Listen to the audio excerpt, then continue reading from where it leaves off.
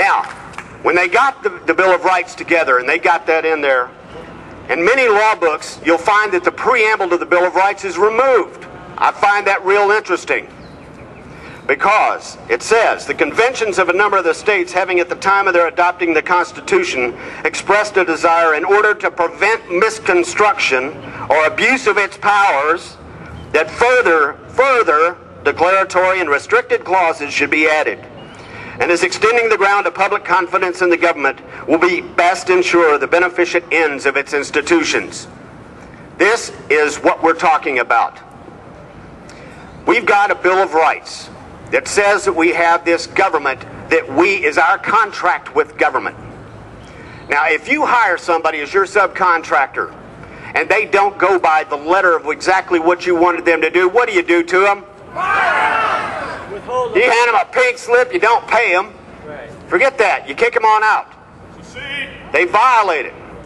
I'm going to get to that in a minute, too. Now, the next thing, too, and I'm going to show in here, and I'm going to cover just a couple areas. What we do and what we have is a power that has not been used in 100 years. 100 years. Under Article 3, Section 2 of the Constitution, it says, the trial of all crimes, except in cases of impeachment, shall be by jury, and such trial shall be held in the state where the said crime shall have been committed. Once again, the power runs, as opposed to what most people think. They think of our government as a pyramid with the president and the Congress at the top. No, it's not. It's the reverse of that. All the power, you invert that pyramid, it's upside down. The fact is, all the power is with us. We delegate some of our authority down to our public, local officials. We hand it to our county officials. We hand it to our state officials, and then to the federal government. They've got only certain rights. That's our contract with them. So, now I'm going to continue with this. Now, here's what we're going to talk about right now. Citizens' grand juries. Anybody heard about the citizens' grand juries popping up around the country? Please tell me that you have. Thank you. Well, what happened was this. Now, about 8 years ago, I was talking about this same thing. I wanted to say that we've got one word that we need to keep on our minds right now, and that is accountability. Accountability. We need to be personally responsible first to control our government. We have let them. I've let them. My parents, my grandparents, my great-grandparents have let them go too far out of those boundaries that we set for them. They bend it just a little far, and then they set a new precedent. They bend it again, and it's called the doctrine of stare decisis, which I'm going to get back to in a second. They bend it just so far till finally you're at a 90-degree angle and we've got none of our rights. Okay? That's where we're at right now. People now decided to go ahead and set up citizens' grand juries because they realized that a little over 100 years ago, this group right here, and I don't know how many we've got out here, but they would form up on their own when they thought that there was a crime committed. They would form a citizens' grand jury of 25 men or women. Now, that's fine.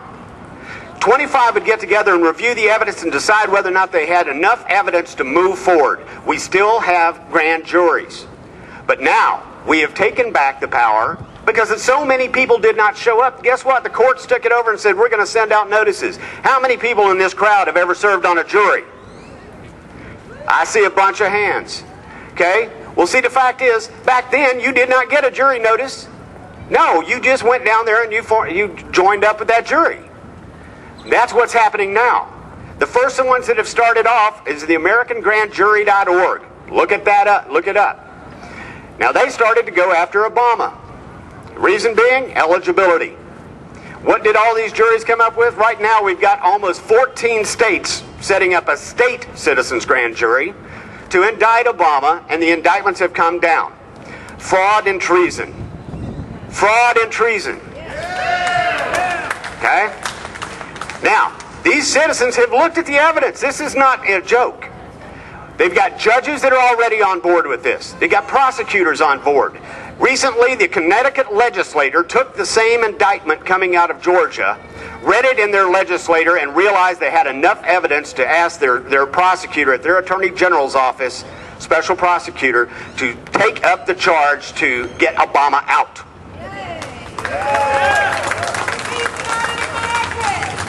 Now, like I said, I'm all about that. But I'm going to tell you something. Where is the power? In the people. Okay. And it doesn't start dealing with the entire United States. How many of you have written petitions, called your congressman, faxed, everything that you could do? And 90% of the time you don't hear anything back, and if you do hear it back, you get a form letter. Right? And then occasionally they'll go ahead and they'll vote in the right way. Then what happens? The very next administration comes up, they change the wording in the bill, and it comes right through, and they run it through again. Right? This time it passes. The reason is because the agenda doesn't change. Only the government does. But it's still not our government, is it? Not our agenda either. Not our agenda, exactly. So, here's what we're doing right now. You'll see out here, drawline.org is my website. But the fact is that we're also working with this. And we've already made a commitment. In Texas, all 254 counties in Texas, we're going to set up a citizens grand jury in each county within 3 months. That means we need each and every one of you. Contact everybody in every county. We need a jury foreman. And I'm going to tell you how this is going to happen. And then please keep informed. Just go out to my website and it's got links to everything. But you can start there. Now what we're going to do is this. We're going to put an ad in the paper saying that we're going to have a citizens grand jury for one purpose, forming. We need jurors to indict public servants who violate the oath of office. Period. Now, right below that ad is going to say, if you have hard evidence that a public servant in this county has violated their oath of office, send us the details. Write your affidavit. Absolute. See, the thing is that you get those in. How many people in an average county you think are going to write in saying, I know this guy and he violated the oath of office right here and here and here. He's going to detail it. You're going to get thousands of those in every county. Now imagine you walk in with this big stack of indictments coming down. You walk into your mayor. You walk into your sheriff's office, your police chief, your city council, and you say, these are what's coming at you. We want you to be the good guy.